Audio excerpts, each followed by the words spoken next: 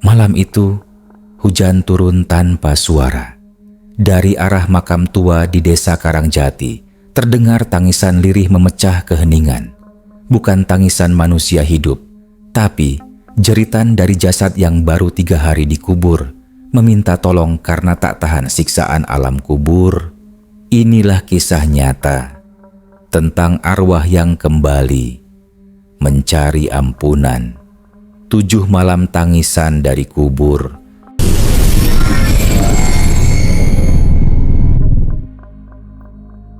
Hujan deras mengguyur desa Karangjati sore itu.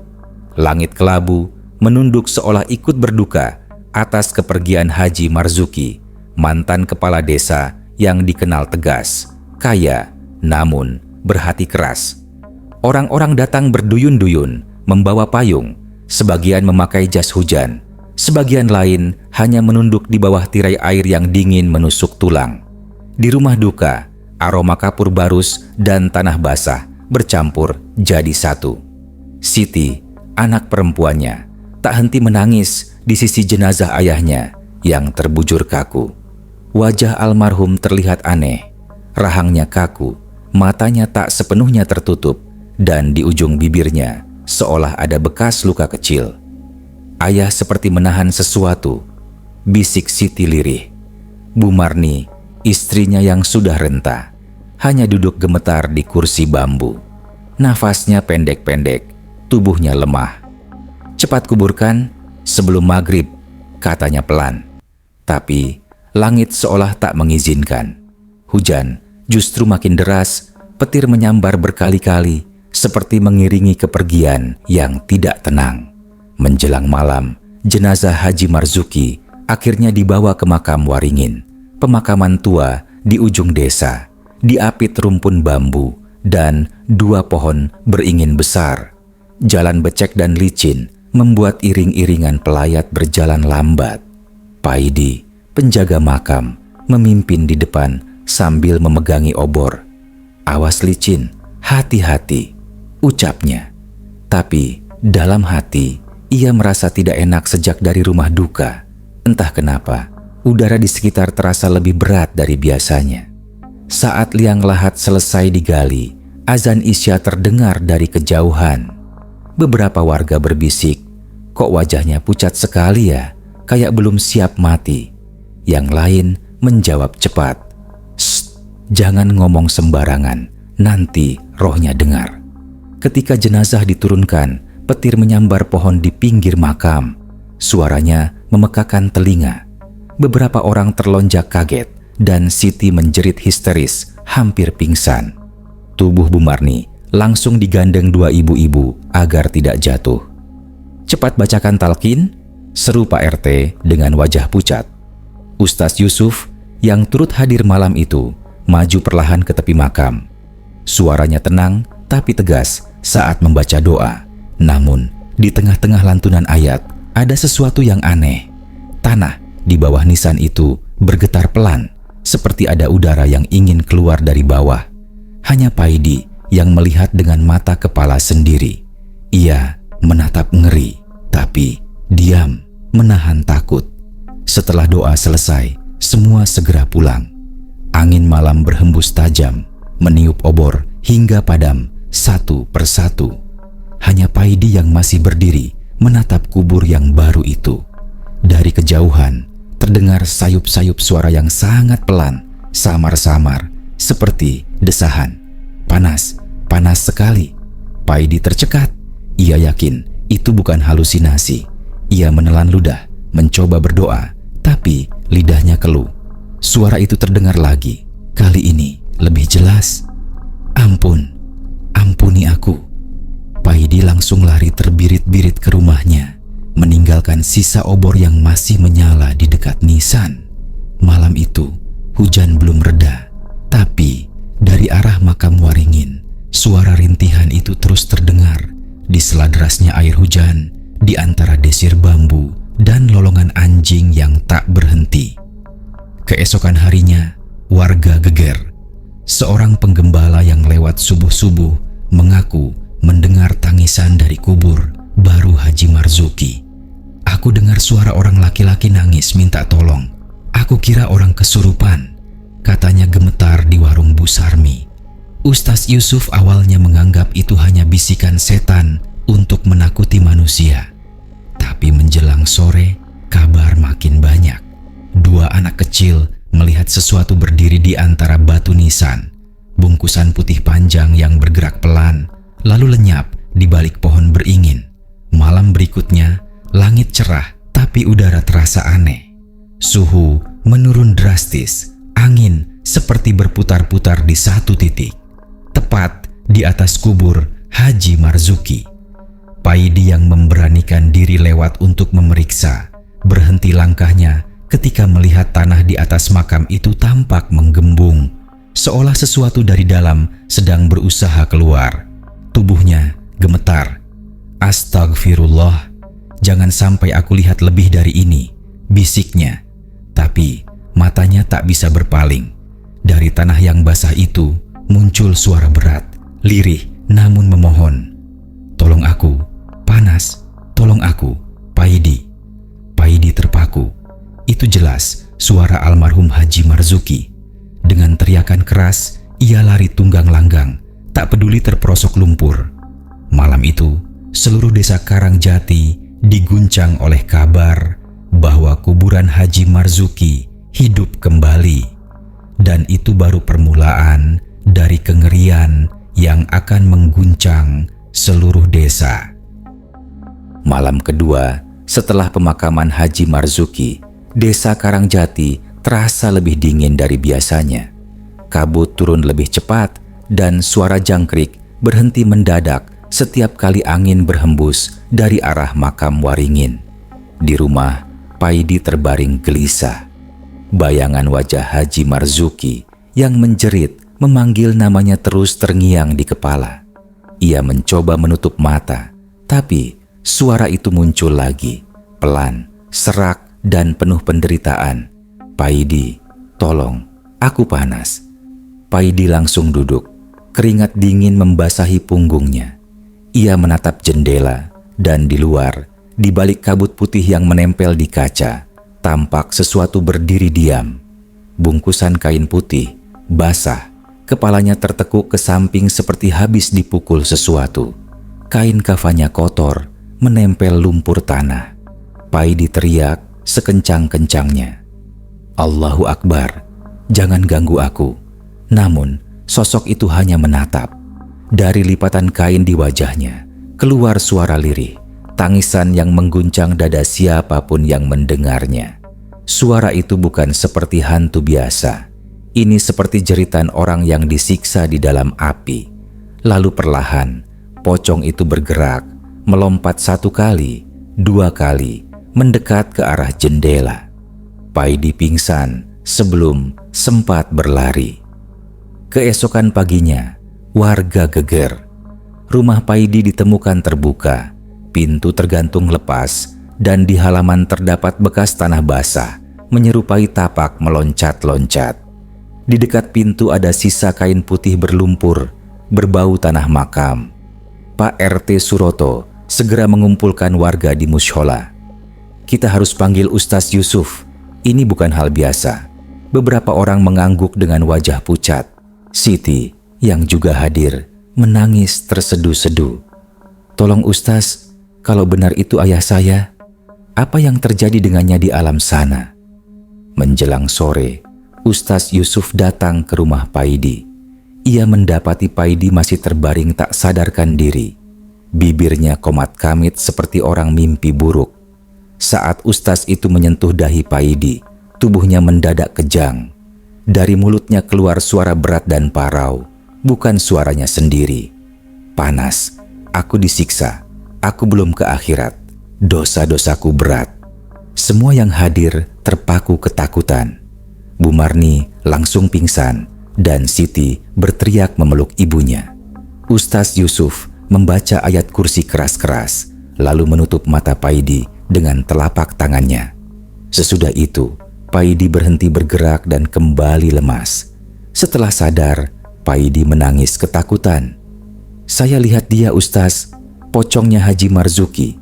Kain kafannya basah, dan suaranya minta tolong. Dia bilang, dia belum diterima di alam akhirat. Malam harinya, Ustaz Yusuf bersama beberapa warga pergi ke makam Waringin untuk memeriksa. Langit gelap tanpa bintang, hanya lampu petromax dan doa yang jadi pelindung mereka. Tanah di kuburan Haji Marzuki tampak menggelembung tidak wajar, seperti baru saja digali lalu ditutup lagi. Astaghfirullah, gumam Ustaz Yusuf. Ia menempelkan telinga ke tanah dan saat itu juga terdengar suara dari bawah, suara manusia menangis. Ampuni aku, ya Allah, panas, gelap, ular, tolong aku.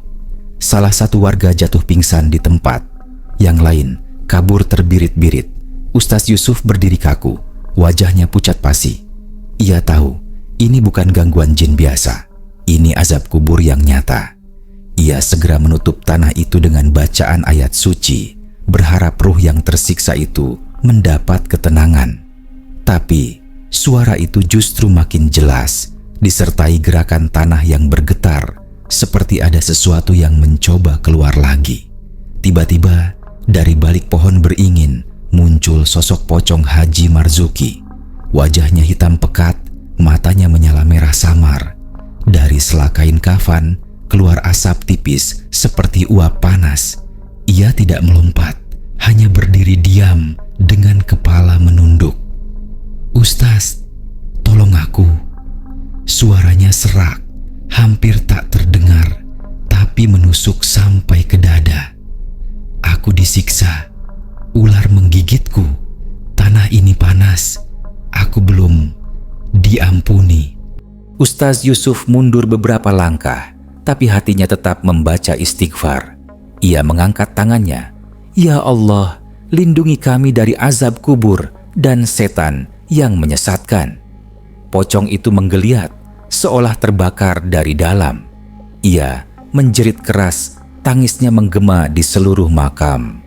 Warga yang menunggu di jauh mendengar teriakan itu, lari tunggang langgang ke rumah masing-masing. Malam itu, seluruh desa Karangjati diselimuti ketakutan. Tak ada yang berani keluar rumah. Di antara gemuruh angin dan lolongan anjing, suara tangisan itu terus terdengar dari arah makam. Panjang, memilukan, seperti seseorang yang sedang terbakar tapi tak bisa mati. Dan mulai malam itu, setiap malam ada yang mendengar tangisan dari kubur Haji Marzuki, selalu dengan kata-kata yang sama. "Ampuni aku, panas, tolong aku." Desa Karangjati pun sadar, mereka sedang menyaksikan sesuatu yang belum pernah terjadi seumur hidup mereka. Arwah yang belum diterima kematiannya sendiri. Malam ketiga, setelah pemakaman Haji Marzuki, suasana desa Karangjati berubah drastis. Tidak ada lagi tawa anak-anak di jalan sore hari. Tak ada warga yang duduk di pos ronda. Setiap rumah kini menutup pintu lebih awal. Bahkan lampu teras pun banyak yang dibiarkan mati. Warga sepakat tidak seorang pun boleh lewat dekat makam Waringin setelah maghrib. Di rumahnya, Siti masih duduk di samping ibunya, Bu Marni, yang terbaring lemah di ranjang. Di luar, hujan rintik jatuh perlahan. "Bu, kalau benar ayah belum tenang di sana bagaimana?" tanya Siti lirih sambil menatap foto ayahnya yang tergantung di dinding. Bu Marni hanya diam, matanya kosong. "Ayahmu banyak salah, Nak. Tapi kita harus terus doakan. Jangan berhenti." Suaranya bergetar. Sementara itu, di mushola, Ustaz Yusuf sedang berbicara dengan Pak RT Suroto dan beberapa warga. Suara tangisan itu terdengar lagi tadi malam, Ustaz, dari arah makam. Ada yang lihat sosok putih berdiri di dekat pohon beringin, kata Pak RT dengan wajah tegang. Ustaz Yusuf menghela napas panjang. "Aku percaya ini bukan jin, ini ruh yang benar-benar tersiksa. Allah sedang menunjukkan tanda agar kita semua mengambil pelajaran. Warga saling pandang, sebagian mulai menyesal atas perlakuan mereka dulu pada Haji Marzuki. Walau keras, Dulu mereka diam saja saat Haji Marzuki menindas orang miskin dan mempermainkan uang kas desa. Kini rasa takut berubah menjadi rasa bersalah. Malam itu angin bertiup sangat dingin. Paidi yang kini takut tidur di rumah sendiri memutuskan menginap di pos ronda dekat mushola. Ia duduk bersama Bu Sarmi dan 2 pemuda desa. "Aku dengar tangisnya tiap malam, Bu," kata Paidi pelan. Suaranya kayak orang direndam di dalam bara api. Kadang minta air, kadang minta tolong. Belum sempat mereka melanjutkan percakapan, dari arah hutan di belakang makam terdengar suara keras seperti seseorang merintih panjang. "Allahu, panas, ampun ya Allah." Semua terdiam. Lampu petromax di pos ronda berkedip-kedip, lalu padam seketika. Angin berputar kencang, membuat daun bambu bergesek keras seperti jeritan. Salah satu pemuda langsung membaca ayat kursi terbata-bata. Namun dari kejauhan, sosok putih tampak melompat-lompat di antara batu nisan. Dia datang lagi," teriak Paidi ketakutan. Sosok itu berhenti di bawah pohon beringin besar, lalu menunduk. Tangan yang terikat kain kafan bergetar, kepalanya menengadah ke langit sambil mengeluarkan suara rintih panjang. Dari dalam kain kafan tampak asap hitam tipis mengepul ke udara. Lalu dengan suara serak dan penuh penderitaan, sosok itu berkata, "Tolong aku Yusuf, doakan aku. Ular menggigit, panas membakar, aku belum dimaafkan." Paidi jatuh tersungkur, menangis ketakutan. "Ya Allah, ampunilah dia." Sosok pocong itu memandang ke arah mereka, lalu perlahan menghilang di balik kabut. Namun, suara tangisnya masih menggema lama, seolah-olah dinding malam menyimpan jeritannya. Keesokan paginya, Bu Marni tiba-tiba menjerit dari dalam rumah. Ketika warga datang, mereka menemukan ia memegang sajadah yang terbakar sebagian. "Aku bermimpi," katanya terbata-bata. "Marzuki datang padaku. Dia bilang tubuhnya terbakar. Dia minta air, minta doa. Dia menyesal." Siti menangis histeris. Ia berlutut di samping ibunya. "Ya Allah, ampuni ayahku." Ustaz Yusuf datang tak lama kemudian. Ia menenangkan mereka dan berjanji akan memimpin doa khusus di mushola malam itu. Tapi sebelum ia beranjak, terdengar suara azan dari kejauhan, padahal jam menunjukkan pukul 2 siang. Semua saling pandang kebingungan. "Itu bukan waktu azan," bisik Siti. Suara azan itu terdengar serak dan bergema dari arah makam Waringin. Ketika mereka menoleh, dari kejauhan terlihat samar-samar bayangan putih berdiri di antara pohon beringin, memegang sesuatu di dadanya, seperti kain kafan yang terbakar di ujungnya. Warga yang melihat langsung lari ketakutan. "Allahu Akbar, itu pocongnya Marzuki," teriak seorang ibu. Namun Ustaz Yusuf tidak mundur. Ia hanya berbisik pelan, "Aku tahu dia sedang meminta tolong." Malam harinya, suasana desa benar-benar mencekam. Tak ada suara, hanya desiran angin yang membawa aroma anyir tanah basah. Di mushola, Ustaz Yusuf bersama Siti, Paidi, dan beberapa warga mulai membaca surat Yasin dan doa tahlil. Tapi di tengah bacaan, lampu mushola berkelap-kelip lalu padam. Tiba-tiba, angin besar menerpa dari arah jendela. Tirai berkibar dan suara itu terdengar lagi dari luar. "Ampuni aku, tolong aku Yusuf." Suara itu begitu dekat, seolah berasal dari depan pintu mushola. Semua warga terdiam ketakutan. Paidi menatap keluar lewat celah jendela dan langsung berteriak histeris. Dia di sana, pocongnya berdiri di halaman mushola. Ustaz Yusuf berdiri, menatap langsung ke arah halaman. Di bawah cahaya rembulan pucat, tampak pocong Haji Marzuki berdiri diam. Matanya menatap kosong. Tapi kali ini, wajahnya tampak lebih tenang, seperti sedang menunggu sesuatu. "Dia butuh doa," kata Ustaz Yusuf lirih. Dan kita akan menolongnya malam ini juga. Dan sejak malam itu, Desa Karangjati bersiap menghadapi malam-malam panjang penuh doa dan tangisan, tanpa tahu bahwa kengerian sebenarnya baru akan dimulai. Malam keempat, setelah pemakaman Haji Marzuki, Desa Karangjati seperti diliputi bayangan kematian. Langit tak menampakkan bintang, hanya awan tebal bergulung di atas hutan belakang makam Waringin. Sejak malam sebelumnya, suara tangisan dari arah kubur makin sering terdengar. Warga kini takut membuka jendela setelah maghrib. Bahkan anjing-anjing di kampung berhenti melolong, seolah tahu sesuatu yang manusia tak pahami. Di rumahnya, Siti memeluk foto ayahnya erat-erat. Air matanya menetes pelan. Ayah, semasa hidup ayah banyak salah, tapi mengapa sampai seperti ini? Ia menatap langit-langit kamar, mendengar suara lirih di luar jendela. Siti, suara itu membuatnya membeku. Lembut tapi serak, mirip sekali dengan suara ayahnya. Ia bangkit perlahan, berjalan ke arah jendela, membuka tirai sedikit, dan di sana, di bawah pohon pisang, tampak bayangan putih berdiri diam. Angin tak bergerak. Dunia seolah berhenti. Siti berteriak histeris hingga pingsan. Keesokan harinya, Ustaz Yusuf datang menenangkan keluarga itu. Ia tahu sudah waktunya mengambil tindakan. Malam ini aku akan ke makam Waringin, katanya tegas. Kalau memang ruh Haji Marzuki ingin bicara, biarlah aku mendengarnya langsung. Paidi menatap takut. Ustaz, malam-malam ke sana? Tidak takut? Ustaz Yusuf hanya menjawab pelan, takut pada Allah, bukan pada makhluknya. Menjelang tengah malam, mereka bertiga, Ustaz Yusuf, Paidi, dan 2 santri muda, membawa petromax, air zam-zam, dan beberapa kitab kecil.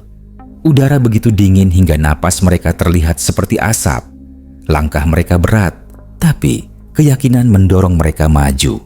Sesampainya di makam Waringin, suasana hening memekakkan telinga. Bambu di sekitar berdesir pelan, dan dari tanah makam Haji Marzuki keluar aroma aneh seperti daging terbakar bercampur bunga kamboja busuk. Ustaz Yusuf berlutut di depan nisan. Bismillahirrahmanirrahim. Wahai ruh Haji Marzuki, bila engkau diberi izin oleh Allah untuk berbicara, katakanlah kebenaranmu. Jangan ganggu warga lagi. Angin berhenti, api petromax berkedip. Lalu, dari dalam tanah terdengar suara lirih. Yusuf. Paidi mundur ketakutan, wajahnya pucat pasi. Suara itu bukan gema, bukan angin. Itu benar-benar suara manusia, tapi berasal dari bawah tanah. Ustaz Yusuf tetap duduk, menggenggam tasbih erat-erat. Apa yang kau alami di sana, Haji? Tanyanya tegas, tapi lembut. Dari dalam tanah terdengar isakan berat. Aku disiksa, ular sebesar tubuhku melilit. Tubuhku panas seperti bara. Belum sempat aku dimandikan dosa. Semua datang kepadaku. Tamak, fitnah, kezaliman, semuanya. Tanah bergetar pelan. Lalu dari gundukan makam, muncul asap tipis dan perlahan sosok pocong Haji Marzuki muncul. Kain kafannya compang-camping. Wajahnya hangus sebagian, matanya hitam berlubang, tapi mengalirkan air mata darah. Paidi jatuh tersungkur, menangis ketakutan. Astaghfirullahalazim, astaghfirullah. Sementara Ustaz Yusuf berdiri tegar, menatap langsung sosok pocong itu. Kenapa kau menampakkan diri, Haji? Sosok itu menunduk, suaranya bergetar penuh rasa sakit. Lebih dari, aku belum ke akhirat. Pintu kuburku tertutup. Aku disiksa karena kezaliman. Aku rampas hak orang. Aku zalim pada yatim. Aku lupa minta maaf pada mereka. Sekarang aku dibakar oleh dosa-dosaku sendiri. Suaranya berubah jadi jeritan panjang.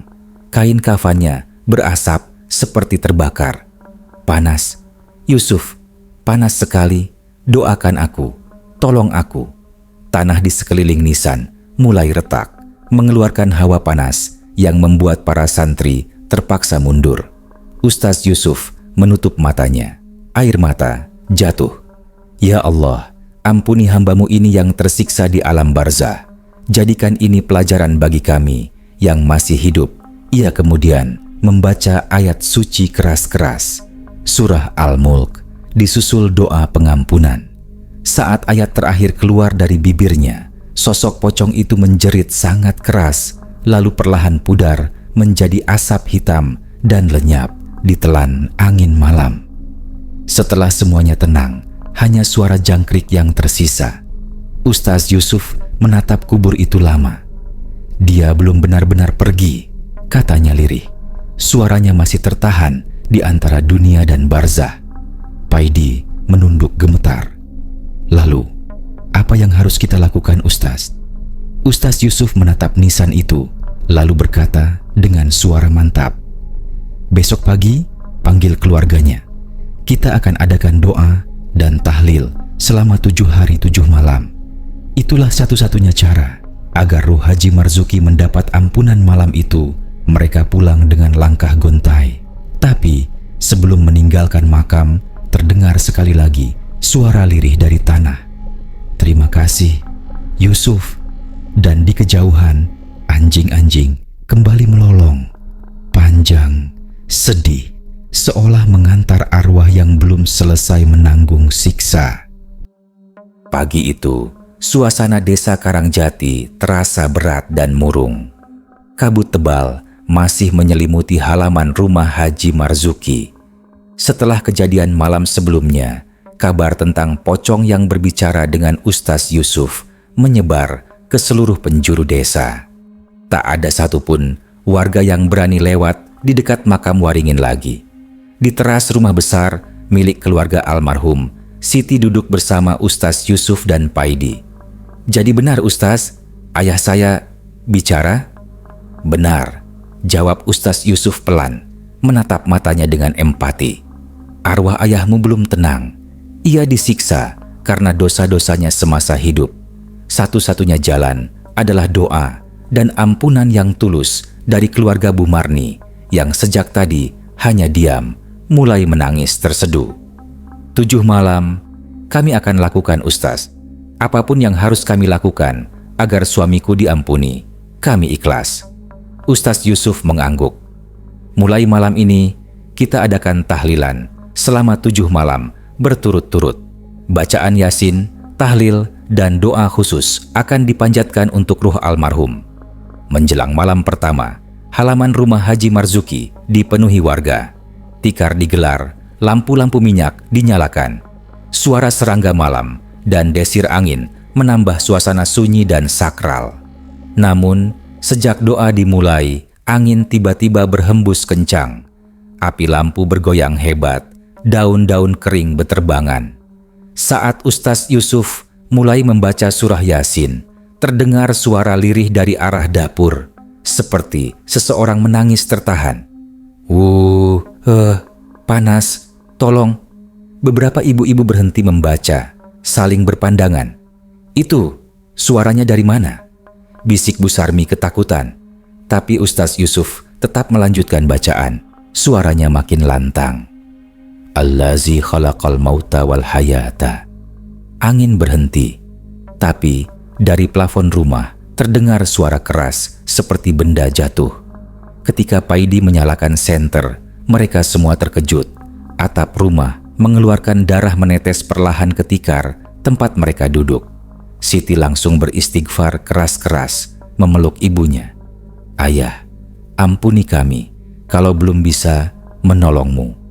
Ustaz Yusuf menenangkan mereka. Jangan takut, itu hanya tanda bahwa ruhnya masih berusaha meminta ampun. Ia menutup malam itu dengan doa panjang. Dan setelah semua selesai, angin berhenti. Tapi di kejauhan, dari arah makam Waringin, terdengar lolongan panjang, seolah seseorang sedang disiksa. Malam kedua berlangsung lebih tegang. Hanya setengah warga yang berani datang. Paidi duduk paling belakang, menggenggam tasbih sambil gemetar. Ketika doa memasuki tengah-tengah bacaan tahlil, tiba-tiba lampu padam. Semua terdiam. Dari arah pintu, terlihat sosok pocong berdiri, kepalanya menunduk. Kain kafannya sudah sobek di bagian dada, dan dari dalamnya keluar cahaya merah redup seperti bara api. Panas. Yusuf, tolong aku. Beberapa warga menjerit dan kabur keluar rumah. Hanya Ustaz Yusuf yang tetap duduk tenang. Ia membaca ayat kursi dengan suara bergetar tapi tegas. Sosok itu perlahan lenyap, meninggalkan aroma busuk menusuk hidung dan jejak tanah basah di lantai. Setelah semua reda, Ustaz Yusuf berkata, "Jangan takut. Itu bukan untuk menakut-nakuti kita, tapi tanda bahwa doanya sampai. Ia sedang menanggung siksaan besar dan sedang menunggu pengampunan penuh." Selama malam ketiga hingga keenam, berbagai kejadian aneh terus muncul. Di malam ketiga, foto-foto almarhum di ruang tamu berjatuhan sendiri dan terdengar suara orang berzikir lirih. Malam keempat, Bu Marni mendengar seseorang memanggil namanya di kamar, padahal semua orang sedang membaca doa di luar. Malam kelima, Siti bermimpi melihat ayahnya diseret oleh makhluk hitam bersisik menuju api besar, lalu terbangun dengan bau gosong di bantalnya.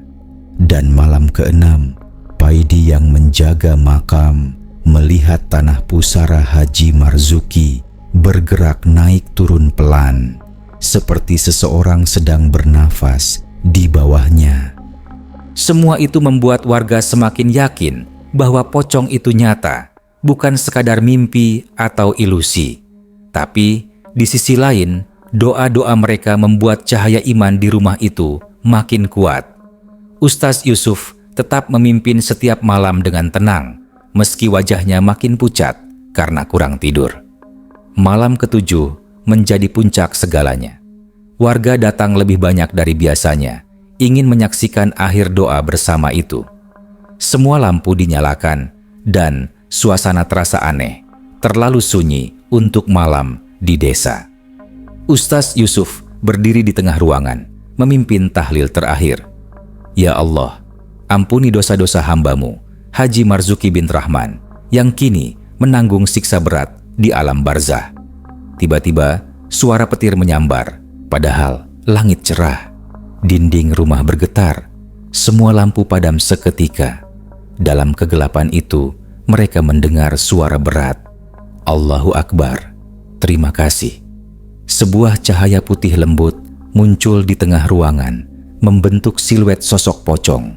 Kali ini wajahnya tenang, bersinar, tanpa luka atau darah. Sosok itu menatap ke arah Siti dan Bu Marni, lalu berbisik, "Maafkan aku."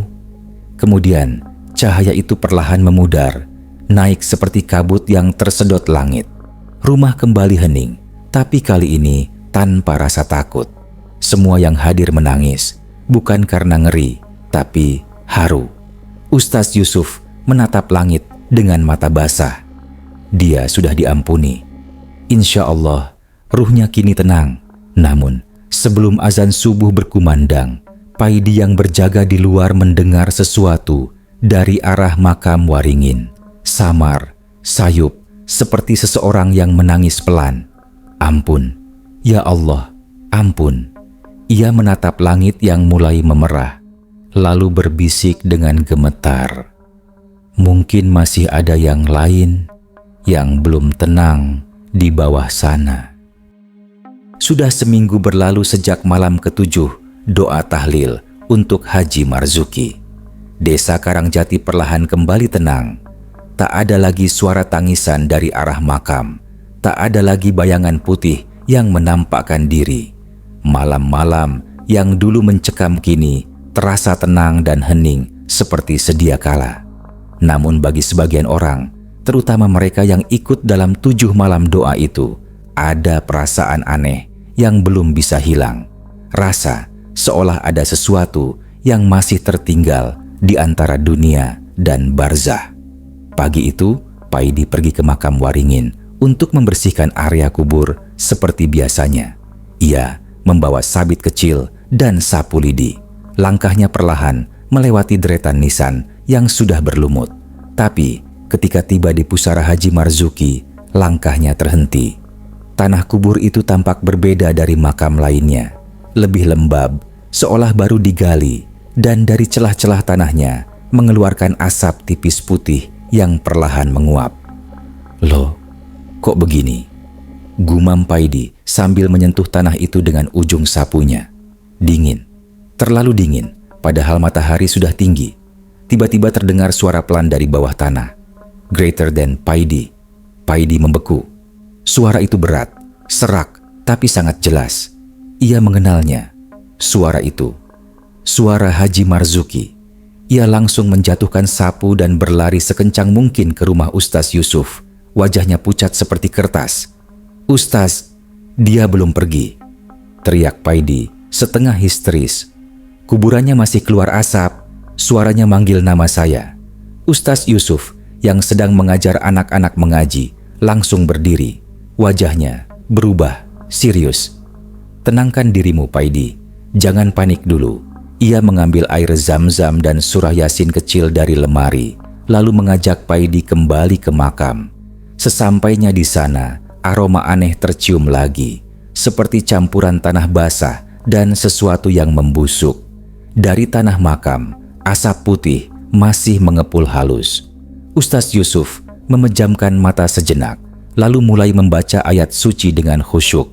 Namun, saat bacaan memasuki ayat ke-40 dari surah Yasin, tanah makam berguncang pelan. Paidi mundur 2 langkah, ketakutan setengah mati. Dari bawah tanah terdengar suara tangisan lirih. "Ampun, bukan aku, bukan aku." Ustaz Yusuf berhenti membaca. "Astagfirullah, bukan dia," gumamnya pelan. Ia lalu berkata dengan tenang, "Kalau bukan ruh Haji Marzuki, lalu siapa?" Tanah berhenti bergetar. Angin berembus pelan, menimbulkan suara desir di antara bambu. Tapi samar-samar mereka berdua mendengar suara dari arah makam sebelah. Makam lama tanpa nama yang sudah berlumut tebal. Ustaz Yusuf mendekat ke makam itu, dan betapa terkejutnya ia ketika melihat bekas tali kain kafan keluar dari tanah, seperti ada yang berusaha menariknya dari bawah. Paidi menelan ludah keras-keras. "Ustaz, ini ngeri."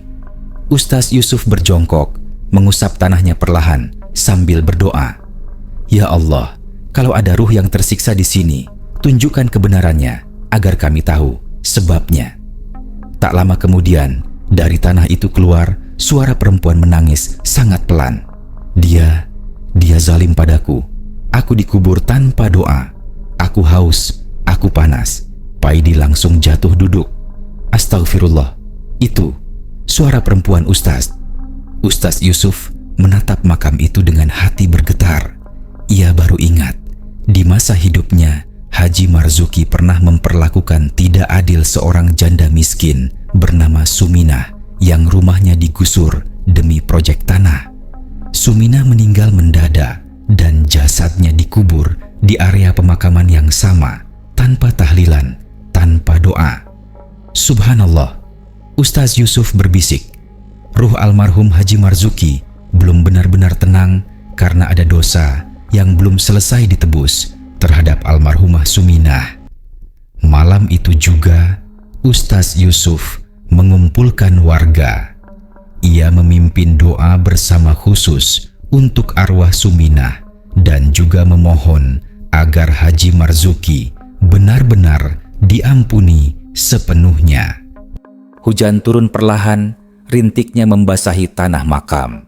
Di tengah doa, kilat menyambar langit, dan 2 makam itu, milik Haji Marzuki dan Suminah, tampak bercahaya redup. Suara gemuruh terdengar, disusul hembusan angin yang kuat membuat semua lampu padam. Lalu, keheningan. Dalam gelap itu, Ustaz Yusuf mendengar 2 suara samar. Satu suara lelaki tua, satu lagi perempuan, seperti berbicara lembut. "Maafkan aku maafkan." Lalu cahaya dari kedua makam itu perlahan meredup dan padam. Hujan berhenti. Hanya aroma wangi melati yang tertinggal di udara. Keesokan paginya, sinar matahari menyinari makam Waringin dengan indahnya. Tanah kedua makam itu kini kering dan tenang. Tak ada lagi asap, tak ada suara. Hanya suara burung pagi dan dedaunan jatuh yang menemani kedamaian baru di sana. Paidi yang berdiri di tepi makam menunduk dalam-dalam. Akhirnya semuanya selesai. Ya Ustaz? Ustaz Yusuf tersenyum kecil. Iya Paidi, semua ruh akan tenang bila sudah berdamai dengan Allah dan dengan sesama manusia. Mereka berjalan pulang dengan hati lega. Tapi sebelum meninggalkan area makam, Ustaz Yusuf sempat menoleh sekali lagi. Di antara pepohonan bambu, ia melihat dua sosok samar. Seorang lelaki tua berjubah putih dan seorang perempuan berkerudung lusuh, berdiri berdampingan tersenyum sebelum perlahan menghilang diterpa cahaya pagi. Sejak hari itu, desa Karangjati kembali tenteram. Tak ada lagi tangisan dari kubur, tak ada lagi pocong bergentayangan. Tapi hingga kini, kadang warga yang melintas malam-malam di dekat makam Waringin mengaku masih mendengar suara samar angin berbisik, "Jangan zalim, sebelum kau sendiri yang disiksa."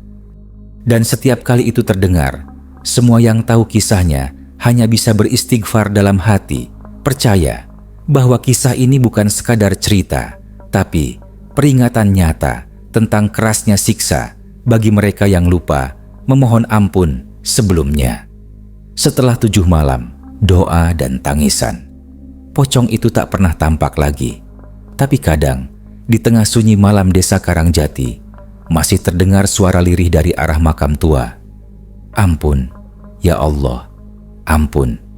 Tak semua arwah bisa tenang sebelum dosa dunia benar-benar terhapus oleh waktu. Ingatlah, setiap tanah yang menutup jasad menyimpan cerita yang belum selesai.